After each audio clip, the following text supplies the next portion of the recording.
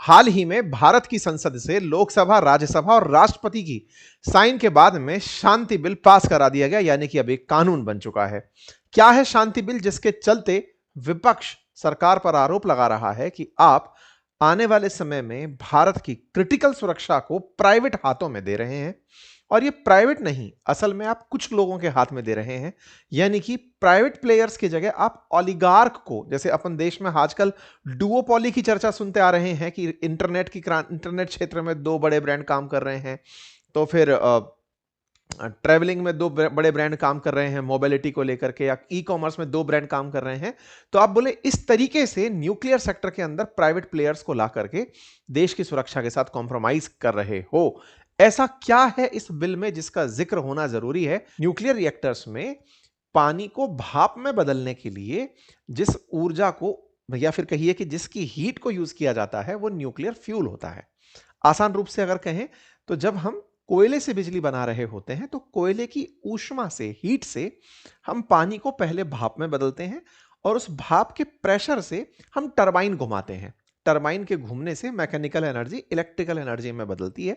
Generator से आप उसे इलेक्ट्रिकल एनर्जी के थ्रू ग्रिड के माध्यम से जहां भेजना चाहते हैं वहां भेज देते हैं। यह सिंपल प्रोसेस होता है।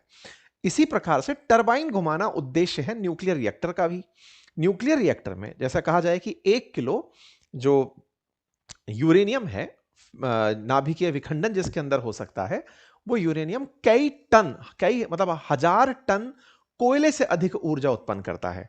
तो उस ऊर्जा में, क्योंकि न्यूक्लियर एनर्जी पैदा करने के लिए जो आपने न्यूक्लियर फ्यूल यूज किया है, वो फ्यूल ज्यादा एनर्जी उत्पन्न कर सकता है, तो ज्यादा रिफाइन माना जाता है, प्रदूषण रहित माना जाता है। रहित से मतलब कि जो प्रदूषण है वो न्यूक्लियर रेडिएशंस का ही है या फिर फिजाइल मटेरियल के कचरे का है। उसके अतिरिक्त जो रेडिएशन से अतिरिक्त जो नुकसान है पर्यावरण को, जैसे कोयले से धुएं का नुकसान होता है, वो यहां पर नहीं होता। तो इसलिए इसे क्लीन एनर्जी के रूप में रखा जाता है। दुनिया चूंकि कार्बन प्रदूषण से पीड़ित है, ऐसे में कार्बन प्रदूषण को खत्म करने के टारगेट लिए गए हैं। कार्बन जीरो एमिशन के नाम पर भारत ने भी टारगेट लिया हुआ है कि हम भी आने वाले समय में कार्बन उत्सर्जन को कम कर देंगे। इसी के लिए हम कोयले के स्थान पर अन्य जो ऊर्जा के साधन हो सकते हैं उन पर काम कर रहे हैं। उन्हीं में सोलर एनर्जी भी एक है, उन्हीं में न्यूक्लियर एनर्जी भी एक है। न्यूक्लियर एनर्जी फिलहाल भारत जो प्रोड्यूस कर रहा है वो 8.78 गीगावाट है। इसे हम 2047 तक 100 गीगावाट उत्पन्न करना चाहते हैं। हमारा जो टारगेट है वो 100 गीगावाट बिजली उत्पन्न करने का है। 2031 तक 22.38 गीगावाट बिजली उत्पादन का हमारा लक्ष्य है। तो बिजली उत्पादन में न्यूक्लियर एनर्जी से जो बिजली है, जो कि अभी फिलहाल 2% इंडिया के इलेक्ट्रिसिटी मिक्स का है, इसे बढ़ाते हुए हम 100 गीगावाट तक ले जाने का लक्ष्य रखते हैं। जब हम 100 गीगावाट बिजली उत्पादित करेंगे, उस समय हम यह मानकर चलते हैं कि देश में जो क्लीन एनर्जी है वो भरपूर मात्रा में होगी। लेकिन ऐसा करने के लिए रिएक्टर्स की जरूरत पड़ेगी। रिएक्टर्स देश में आज भी हैं, लेकिन 2047 तक अगर बिजली का उत्पादन करने में आज से अगर 10 गुना ज्यादा बिजली उत्पन्न करनी है, 12 गुना ज्यादा बिजली उत्पन्न करनी है, तो उसी क्रम में हमें न्यूक्लियर रिएक्टर्स की जरूरत पड़ेगी। जितने ज्यादा रिएक्टर्स होंगे, न्यूक्लियर रिएक्टर्स के लिए खर्च बढ़ेंगे, खर्च बढ़ेंगे, खर्च के साथ साथ उनके प्रबंधन संबंधी दिक्कतें आ सकती हैं। ऐसे में चूंकि आपने लक्ष्य निर्धारित कर लिया है, तो रिएक्टर बनाने, उन्हें ऑपरेट करने, उन्हें ओन करने और उनमें फिजाइल मटेरियल यानी कि नाभिकीय विखंडन के लिए जो आवश्यक तत्व है उसे प्रोड्यूस कराने संबंधी कुछ चुनौतियां हैं। साथियों, न्यूक्लियर रिएक्टर में जो यूज किया जाने वाला नाभिकीय पदार्थ है, न्यूक्लियर रिएक्टर के अंदर जो ईंधन है, यदि यूरेनियम यूज किया जा रहा है तो वही यूरेनियम अपने एक एनरिचमेंट के स्तर तक पहुंचकर न्यूक्लियर बॉम्ब में भी यूज होता है। ऐसे में रिएक्टर के अंदर यूज किया गया यूरेनियम फ्यूल वो बॉम्ब में भी यूज हो सकता है। सामान्यतया रिएक्टर्स के साथ ये डर बना रहता है। इसीलिए रिएक्टर्स को बहुत ज्यादा चेक एंड बैलेंसेस में रखा जाता है कि कहीं ऐसा ना हो कि रिएक्टर के नाम पर मंगाया गया फ्यूल किसी और उपयोग में ले लिया गया हो। हालांकि इसके और विकल्पों पर भी चर्चा चल रही है। जैसे भारत के केरला के तट पर मोनाजाइट सॉइल करके जो चीज पाई जाती है, उसमें थोरियम प्रचुर मात्रा में पाया जाता है, जिससे भी इलेक्ट्रिसिटी पैदा करने पर रिसर्च की जा रही है। ऐसे में भारत का लक्ष्य चूंकि 100 गीगावाट है और सरकार इस काम में प्राइवेट प्लेयर्स को लाना चाहती है, इसीलिए इस बिल को लाया गया। इस बिल के माध्यम से जो दो एक्ट भारत में पहले से चल रहे थे, उनमें से एक था एटॉमिक एनर्जी एक्ट 1962 और दूसरा था nuclear power corporation India limited. इन लोगों को फिलहाल के लिए एक सिविल लाइबिलिटी का एक्ट और था, that is civil liability of nuclear damage act 2010। इनको रिपील कर दिया गया है। मतलब शांति एक्ट के आने से दो एक्ट जो पहले से थे, एक का नाम न्यूक्लियर एनर्जी एक्ट और दूसरा civil liability of nuclear damage act. आसान भाषा में समझे तो पहले वाले में जो एटॉमिक एनर्जी एक्ट था वो टेक्निकली न्यूक्लियर एनर्जी के लिए जो जिम्मेदार संगठन मानती थी जिसे, उसका नाम न्यूक्लियर कॉर्पोरेशन इंडिया लिमिटेड था, कि ये वो ऑर्गेनाइजेशन है जो देश के अंदर न्यूक्लियर रिएक्टर्स को कंट्रोल करेगा, रेगुलेट करेगा, दिशा देगा। लेकिन अब इस बिल के माध्यम से इसे हटा दिया गया है, अर्थात एनपीसीआईएल से जिम्मेदारी लेकर एईआरबी को दे दी गई है। एक पूरी तरह नई रेगुलेटरी बॉडी जो पहले भी एग्जिस्ट करती थी, लेकिन अब उसे ज्यादा स्वच्छंद रूप से काम करने का दे दिया गया कि तुम ही रेगुलेट करोगे रिएक्टर्स को।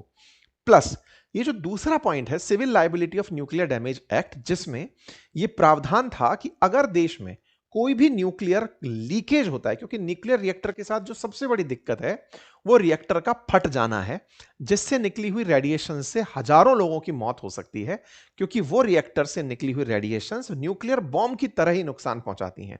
दुनिया भर में फुकुशिमा या फिर चेरनोबिल तमाम वो घटनाएं हैं जो लोग न्यूक्लियर हादसों में याद रखते हैं। इसीलिए रिएक्टर्स की सुरक्षा में एक प्रोविजन डाला जाता है कि जिसने भी सामान सप्लाई किया है रिएक्टर का, वो भी जिम्मेदार होगा, क्योंकि अगर उसने खराब क्वालिटी का सामान दिया है तो उसके चलते रिएक्टर में हुए नुकसान के लिए बिल वो भी भरेगा, उस इंश्योरेंस की रकम वो भी चुकाएगा। वर्ष 2010 में जब भारत ये प्रावधान लेकर आया था, तब अमेरिका को इससे बड़ी आपत्ति हुई थी। क्यों? क्योंकि रिएक्टर्स के अंदर यूज होने वाले जो जहां पर रिएक्टर का मतलब न्यूक्लियर फ्यूल का विखंडन होगा, वो जो एरिया है, जो चैम्बर्स हैं, वो अमेरिकी कंपनियां बनाती हैं। अमेरिकी कंपनियां भारत को उस सामान को बेचना चाहती हैं, लेकिन वो कंपनी जो भारत को रिएक्टर के लिए बड़ा वो कंपाउंड एक्सपोर्ट करना चाहती हैं, वो इस बिल के चलते भारत के साथ व्यापार नहीं कर पा रही थी। उन्हें यह लगता था कि अगर भारत के साथ हम गए और गलती से कोई लीकेज की घटना हो गई तो ये सारा की सारा इंश्योरेंस अमाउंट हमसे मांग लेंगे, जितने का एक्सपोर्ट नहीं करेंगे उससे ज्यादा का पैसा हमारे ऊपर आ जाएगा। इन लोगों का, अमेरिकियों का तर्क यह था कि जो ऑपरेटर है वो जिम्मेदारी ले इस बात की कि हां भाई मुझसे गलती हुई है तो इंश्योरेंस की रकम मैं चुकाऊंगा। अब ये इंश्योरेंस का क्या कलेश है भाई? अगर नाभिकीय हादसा होगा, जैसे आपने भोपाल के अंदर गैस हादसे के बारे में सुनी है, यूनियन कार्बाइड फैक्ट्री का हादसा सुना है, उसके बाद जो नुकसान हुआ उसमें सरकारों को पैसा चुकाने के लिए उन लोगों को पकड़ना पड़ा, ढूंढना पड़ा, कई सारे विवाद उसके अंदर रहे। भोपाल गैस त्रासदी मतलब बड़े ब्लंडर फेलियर्स में से एक मानी जाती है सरकारी नाकामी के अंदर। ऐसे में आजकल इंश्योरेंस का सिस्टम चलने लगा है कि अगर इतना हादसा होता है तो इससे जो नुकसान होगा, व्यक्ति तो वापस नहीं आएगा, लेकिन जो धन जान की हानि होगी उसकी पूर्ति के लिए उन पर जिम्मेदारी डाल दी जाती है। तो बड़े इंश्योरेंस कराए जाते हैं। इन इंश्योरेंस की राशि भी देनी होती है, पहले कुछ कैपिटल भी जमा करा के रखना होता है। इन्हीं सब चीजों के लिए लायबिलिटी नामक शब्द यूज किया गया है। अभी सरकार ने क्या किया है, इस शांति बिल के माध्यम से यह जिम्मेदारी सप्लायर से लेकर के ऑपरेटर पर डाल दी है, जो अमेरिकी लोग पहले चाहते थे। और प्रीवियस गवर्नमेंट्स में जो यूपीए गवर्नमेंट थी, जो इसके अंदर सप्लायर की जो जिम्मेदारी थी उसको जिम्मेदारी को सप्लायर पर ही डालकर चल रही थी, जिससे अमेरिका के साथ भारत का सिस्टम बैठ नहीं रहा था न्यूक्लियर एक्सपोर्ट का। तो अमेरिकी खुश क्यों है? क्योंकि अब यह लायबिलिटी उस व्यक्ति पर आ गई जो ऑपरेट करेगा। ऑपरेट कौन करेगा? कोई लोकल प्लेयर, क्योंकि हमने लोकल प्लेयर्स को एंट्री देने की बात की है। हम इस बिल के माध्यम से चाहते हैं कि देश में अब न्यूक्लियर रिएक्टर प्राइवेट कंपनियां चलाएं। उनमें से जो एनरिचमेंट जैसे जो मेजर काम है, जो कि बड़े ही संवेदनशील हैं, यूरेनियम फ्यूल को एनरिच करने का, या फिर जो बच गया जो बाद में जो कचरा है, नाभिकीय जो कचरा है, उसको डंप करने का, उनके ट्रांसपोर्टेशन जैसे जो संवेदनशील कार्य हैं, वो भारत सरकार करेगी, ताकि सुरक्षा के साथ कोई कोताही ना हो। बाकी ओन करना, ऑपरेट करना, बिजली प्रोड्यूस करना, ये सारे काम प्राइवेट प्लेयर्स को दिए जाएंगे। लेकिन ये जिम्मेदारी प्राइवेट प्लेयर्स पर डाल दी जा रही है। तो प्राइवेट प्लेयर्स को लाने का सरकारी प्रयास, और चूंकि आने वाले समय में बिजली सरकार खुद खरीदेगी, जब इतनी बिजली पैदा होगी, तो प्राइवेट प्लेयर्स के लिए एक बड़ा इन्वेस्टमेंट मॉडल बनकर आ रहा है। ठीक है, यह है कुल मिलाकर इसका ब्लूप्रिंट, जिसमें 100 गीगावाट न्यूक्लियर कैपेसिटी को पैदा करने का प्रयास है। इसमें प्राइवेट एंट्री को आसान बनाना है, गवर्नेंस को भी आसान करना है, ताकि वो गवर्नेंस जो है वो पूरी तरह से AERB नाम का जो भारत का संगठन है वो करेगा, और ट्रांसपेरेंसी के नाम पर आरटीआई के माध्यम से आप जानकारी नहीं जुटा पाएंगे, तो ट्रांसपेरेंसी को रोक दिया गया है ये कह करके कि ये बहुत ही रेस्ट्रिक्टेड एरिया है। वैसे भी आप देश के अंदर नाभिकीय पदार्थ से जुड़ी जानकारी आरटीआई से प्राप्त नहीं कर पाते। आप ये आरटीआई में डालकर नहीं पूछ सकते कि न्यूक्लियर बॉम्ब कहां रखा है, फॉर्मूला बता दो कैसे काम करते हो, ये बता दो कि कौन कौन लोग काम करते हैं, ये बता दो कि कहां से लाओगे। ये तमाम चीजों को अभी भी एक तरह से रेस्ट्रिक्टेड श्रेणी के अंदर रखा है। प्राइवेट सेक्टर जहां मतलब इस बार परमिशन पा गया है, पहले वो परमिशन नहीं पाया करता था, तो इस प्रकार से पुराने फ्रेमवर्क में और नए फ्रेमवर्क में अंतर कर दिया गया है, सप्लायर को बचा दिया गया है। एटॉमिक एनर्जी के अंदर अब पूरी तरह से जो संगठन बनाया गया है, उस संगठन के अंदर एटॉमिक एनर्जी रेगुलेटरी बोर्ड को बहुत बड़ी प्राथमिकता दी गई है। एटॉमिक एनर्जी रेगुलेटरी बोर्ड अगर कोई निर्णय नहीं दे पाती तो उसके ऊपर atomic energy redressal advisory council बनाई गई है। अगर वो भी डिसीजन नहीं कर पाते तो फिर अपेलेट ट्रिब्यूनल फॉर इलेक्ट्रिसिटी बनाया गया है। उसके ऊपर फिर सुप्रीम कोर्ट का दे दिया गया, एरिया दे दिया गया है कि अगर फिर भी मामला सुलझता नहीं है तो सुप्रीम कोर्ट में केस को ले जा सकते हो। आरटीआई से इसको बाहर रख दिया गया है ताकि संवेदनशील जानकारियों को बाहर ना लाया जा सके। यह काम करते हुए कुल मिलाकर के जो लायबिलिटी थी वो सारी बातें अब मैं जो बता चुका हूं, ये सारी स्लाइड्स हमने उपलब्ध करा दी हैं, जानकारी दे दी है, तो उम्मीद है कि अब आप इस बात को समझ गए हो। सरकार इस बिल को जब लेकर आई तो इसके अंदर उन्होंने अपनी तरफ से जानकारी बताई कि अभी न्यूक्लियर रिएक्टर्स केवल सरकार द्वारा चलाए जाते हैं। आने वाले समय में सरकार के अलावा सरकारी एक अधिकार समाप्त हो जाएगा, प्राइवेट सेक्टर इसमें इन्वॉल्व हो जाएगा। सरकार का एक तर्क और भी था इसमें, और वो तर्क ये था कि देश के अंदर ऑलरेडी जो न्यूक्लियर रिएक्टर्स चल रहे हैं उनके पूरा होने में बड़ा समय लग रहा है। जैसे काकरा पार जो है वो अभी भी मतलब 10 साल से चल रहा है लेकिन कंप्लीट नहीं हो रहा है। ऐसे ही कुडान कुलन का जो एक्सपेंशन है वो होकर नहीं दे रहा है। तो देश के अंदर ऑलरेडी जो सरकारी परियोजनाएं चल रही हैं उनमें कोई ना कोई या तो फाइनेंस की दिक्कत है या फिर तकनीकी दिक्कत है, जिम्मेदारों की दिक्कत है, तो बोले इस काम को प्राइवेट प्लेयर्स को देकर के एंट्री कराई जाए। बड़ा सवाल बनता है, जब हम प्राइवेट प्लेयर्स को ला रहे हैं तो क्या देश में मतलब क्या दुनिया के और देशों में भी प्राइवेट प्लेयर्स ऐसा काम करते हैं? तो अभी आगे चलिए उसके बारे में भी हम आपको जानकारी दे देंगे, ठीक है। तो सदन में क्या हुआ, सदन के अंदर सरकार ने यह जानकारी दी, बताया कि हम 2 एक्ट को खत्म करके नया एक्ट लेकर आ रहे हैं। बिल में खास क्या रखा वो जानकारी मैंने आप लोगों को दी। और दुर्घटना होने पर रिएक्टर के आकार के अनुसार संचालकों को बीमा का दायित्व रखना होगा।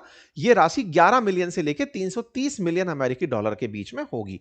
बड़ी राशि है, ठीक है। सरकार इसके माध्यम से जो क्लीन एनर्जी है उसको बढ़ाना चाहती है। इस उद्देश्य से 2047 का लक्ष्य 100 गीगावाट रखा गया है। सरकार की तरफ से इसका इंफॉर्मेशन आया, बता दिया गया कि हम किस तरह से आगे बढ़ रहे हैं, क्या प्रोग्रेसिव अप्रोच रख रहे हैं। तो फिर अपोजिशन को क्या दिक्कत थी इससे? अपोजिशन को दिक्कत थी कि पहले आप लोग इस लायबिलिटी के नाम पर विदेशियों को ही जिम्मेदार ठहराओ वाली जिम्मेदारी के लिए बवाल काटते थे जब अपोजिशन में थे 2010 में। अब आप पलटी मार गए हैं, तो अपोजिशन का यह पहला तर्क है। दूसरा तर्क यह है कि आप इस प्रकार का काम करके प्रो प्राइवेट ऑर्गेनाइजेशंस के लिए काम कर रहे हैं कि आइए उन्हीं कुछ चुनिंदा लोगों को आप इस काम को दे देंगे कि लीजिए और आप ही रिएक्टर भी ओपन करिए। तो देश के अंदर कुछ ही घरानों के पास में ये सारी चीजें आ जाएंगी, यह अपने आप में एक बहुत ही गलत हो जाएगा। इसी बात पर टीएमसी की तरफ से जो सांसद हैं उनके द्वारा भी ये जानकारी रखी गई, सागरिका घोष जी के द्वारा। उन्होंने अपोजिशन की तरफ से बात रखते हुए अपना पक्ष रखा। उन्होंने कहा कि शांति बिल से प्राइवेट प्लेयर्स को न्यूक्लियर एनर्जी में लाने का प्रयास हो रहा है, लेकिन प्राइवेट प्लेयर्स के नाम पर केवल 1-2 लोग ही ऊपर निकल कर आएंगे जो देश के सबसे अमीर हैं। तो ये लेवल प्लेइंग फील्ड कैसे हुआ? वास्तविकता में सरकार प्राइवेट के नाम पर एक शब्द जो प्राइवेट यूज करके बढ़ रही है उसमें देश के चुनिंदा जो घराने हैं उन्हें मौका देकर के वाकई में देश में लेवल प्लेइंग फील्ड्स को खत्म करती जा रही है। ये जो सरकारी प्रयास हैं जो कि इस समय इस सहूलियत के हिसाब से किए जा रहे हैं कि इन लोगों के पास धन है तो ये इन्वेस्ट करेंगे और इन्वेस्ट करेंगे तो देश आगे बढ़ेगा, ये तात्कालिक सोच के रूप से सही हो सकता है, लेकिन सरकारों को ये समझना होगा कि एक दिन इन्हीं के द्वारा पैदा किए गए ये जो बड़े बड़े घराने हैं ये एक दिन सरकार को अपने सीधे कंट्रोल में रखेंगे, सरकारों के हाथ में कुछ नहीं होगा। ताजा ताजा उदाहरण इंडिगो के रूप में देखा, जब भारत के एविएशन सेक्टर का, जिसमें सरकार उड़ान जैसी योजना लाकर आम आदमी को हवाई जहाज से उड़ाने के लिए तमाम चीजों में सुधार करती चली गई, तमाम फीस कटौती करती चली गई, और उसका लाभ एक कंपनी ने लिया और वो 60% तक का बाजार पर कब्जा करके बैठ गई। आने वाले समय में सरकार के द्वारा इस तरह से अगर किन्हीं लोगों को बाजार में मौका दिया जाए या फिर उन्हीं के हिसाब से नियमों को बनाया जाए, तो आने वाले समय में ये चुनिंदा लोग ही सरकार को अपने इशारे पर नचाएंगे। ये जल्दबाजी में किए फैसले ये हो सकते हैं कि अभी इनके पास पैसा है तो इनको काम करने दो। हमने पहले भी कई बार कहा है, प्राइवेट प्लेयर का मतलब चुनिंदा लोग नहीं होते हैं। प्राइवेट प्लेयर का मतलब होता है कि आप उसमें कैटेगरी बना करके कि इस लेवल तक केवल इतने ही पैसे वाला आदमी एंट्री करेगा, इससे ज्यादा वाले को एंट्री नहीं करने देंगे। जिसकी नेटवर्थ इतनी है, इससे ज्यादा वाले लोग इतने कम प्रोजेक्ट में एंट्री नहीं करेंगे, या फिर इससे ऊपर के कैपिटल में इस तरह के लोगों की एंट्री होगी। आप जब इतने रिएक्टर्स को, लगभग 40 नए रिएक्टर्स की प्लानिंग करते हैं, तो उनकी क्षमताओं के आधार पर उन्हें बांटें। उनके अंदर प्राइवेट प्लेयर्स को ही अगर आप लाना चाहते हैं तो राज्यवार कि इस राज्य से कुछ चुनिंदा प्राइवेट प्लेयर्स निकलेंगे, वो बिडिंग करेंगे, वो यहां पर आएंगे, उनका पूरा चेकअप होगा, फिर जाकर वो अप्लाई करेंगे। देश में सभी तरफ से अगर प्राइवेट प्लेयर्स को बराबर मौका मिलने लगेगा तो देश का पूरी तरह से सही से विकास होगा। अदरवाइज पूरा देश कुछ चुनिंदा लोगों के कंट्रोल में चला जाएगा। पहले ईस्ट इंडिया कंपनी जैसी कंपनियों ने देश पर राज किया, और आने वाले समय में ये देश की प्राइवेट कंपनियां देश पर राज करेंगी। ये सरकार अगर जानबूझ करके भी गलतियां कर रही है तो यह अपने आप में लोकतंत्र के साथ भद्दा मजाक होगा। साथियों, यह समझने की आवश्यकता है, प्राइवेट होना गलत नहीं है, लेकिन चुनिंदा लोगों के हाथ में होना गलत है। प्राइवेट के नाम पर तरीके बनाए जा सकते हैं। जहां तक बात आप और हम बैठ करके भी निकाल सकते हैं, वो साधारण सी बात है। हर राज्य के अंदर आज भी कुछ ऐसे लोग हैं जो बहुत पैसे वाले हैं, जिनके उद्योग धंधे ठीक चलते हैं, अपने क्षेत्र के अंदर कार्य में महारत रखते हैं। ऐसा तो नहीं होगा कि ये जो बड़े सेठ हैं ये खुद जाकर के न्यूक्लियर रिएक्टर चलाएंगे, ये भी टैलेंट हायर करेंगे। ऐसे में सरकार और लोगों को इंट्रोड्यूस अगर करती है तो फील्ड को लेवल प्लेइंग कर पाएगी। ये बड़ा विचार है जिस पर चर्चा की आवश्यकता है। एक तरफ तो हम चाइना से बराबरी की बात करते हैं कि चाइना की तरह करेंगे, और दूसरी तरफ हम इन क्रॉनिक कैपिटलिस्ट लोगों के जाल में फंसते चले जा रहे हैं। सरकार को यह समझना होगा, अपोजिशन जिन बिंदुओं को उठा रही है वो अडानी अंबानी विरोधी शब्द नहीं है, वो कुछ लोगों के हाथ की कठपुतली बनने से इनकार है। बाकी अगर अभी कंट्रोल नहीं हुआ तो मुसीबत बहुत होगी। खैर, फिलहाल चर्चा करते हैं कि किन और देशों में ऐसा हो रहा है। तो यूएस के अंदर यह काम 1954 से होता आ रहा है, फ्रांस में 1970 से होता आ रहा है, यूके में 1990 से, जापान में 1960 और 70 से प्राइवेट प्लेयर्स इस तरह से सक्रिय हैं। तो फिलहाल के लिए लक्ष्य जब आपने 100 गीगावाट क्लीन एनर्जी का रखा है, सरकार उसके पीछे पड़ी है, तो लक्ष्य अच्छा है, लेकिन जहां हमने पॉइंट्स बताए उन पर भी आवश्यकता थी कि उन्हें भी एड्रेस किया जाता, या फिर आने वाले समय में उनके लिए भी प्लान किया जाए कि जब भी कोई प्राइवेट सेक्टर में व्यक्ति एंट्री कर रहा हो तो कुछ फिक्स घरानों को ही यह सारा दायित्व मिले। इससे बचते हुए कैसे उन्हें लेवल प्लेइंग लाया जा सके, उस पर कार्य करने की आवश्यकता है। बाकी आप लोग इस विषय पर क्या सोचते हैं, अपनी राय जरूर कमेंट बॉक्स में रखिएगा। मैं ये बात इसलिए बोल रहा हूं, जैसे ही ये बात निकल कर आई, तत्काल प्रभाव से अडानी जो है वो न्यूक्लियर पावर प्लांट सेटअप के लिए उत्तर प्रदेश में जमीन खोजते हुए देखे गए। तो ऐसा समझ में आने लगा कि इन लोगों ने ऑलरेडी सरकार से इस बिल को पास होने की सूचना ले रखी थी कि ये बिल आएगा। ये लोग पहले से ही काम पर लगे हुए थे। ये जो सामने दिख रही चीजें हैं, ये इतना ज्यादा सामने हो जाएंगी। ये क्रॉनिक कैपिटलिज्म का एक्सट्रीम उदाहरण।